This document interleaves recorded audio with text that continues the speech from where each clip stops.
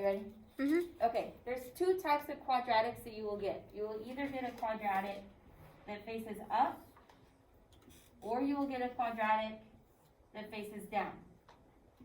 How do you tell from your equation if it will face up or down? Yeah.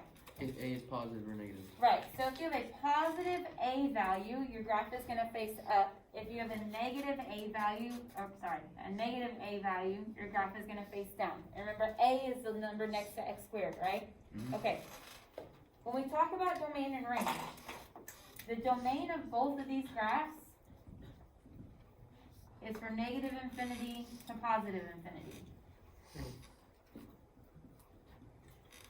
Because domain goes left and right, and no matter which direction up or down your graph is facing, it's going to go left forever and right forever. Does that make sense? So the domain is negative to positive infinity no matter which direction your graph faces. The range, though, is different. Because the range is the y values, and the y values run up and down. Well, if you have a positive A, your graph is going to go up forever. If you have a negative A, your graph is going to go down forever, right? When we write the range, we need to write the lowest first and the highest second. So the lowest first and the highest second. Okay, in this first one, we know the low is going to be here, right? That's as low as my graph goes. How high is it going to go? Infinity. But what is this point on the graph I have to look at to find how low it is? It's going to be a negative 1. It's not the y-intercept, that happens here. Oh, it's The vertex? It's the vertex, right? So that's the point your graph turns around. So in order to find the number you need for the range, you have to look at the vertex. So let's just say that this point happens at -1, -2. Okay? What is the lowest the graph is? -1. Oh, -2. -2.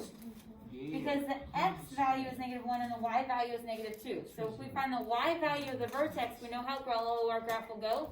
And then we know it goes forever high because of the positive A. Does that make sense? Okay, on this one, how low does it go? Infinite. Infinite low, so it's negative infinity. You always write the low number first.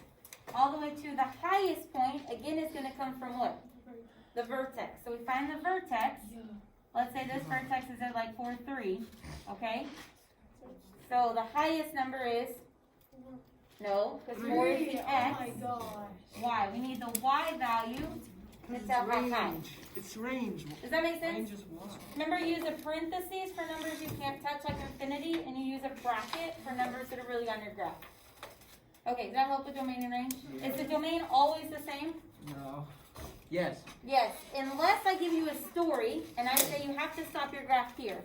The domain is always going to go forever left and forever right if you have a quadratic. Camden, does that make sense? Okay. Okay, you can stop then.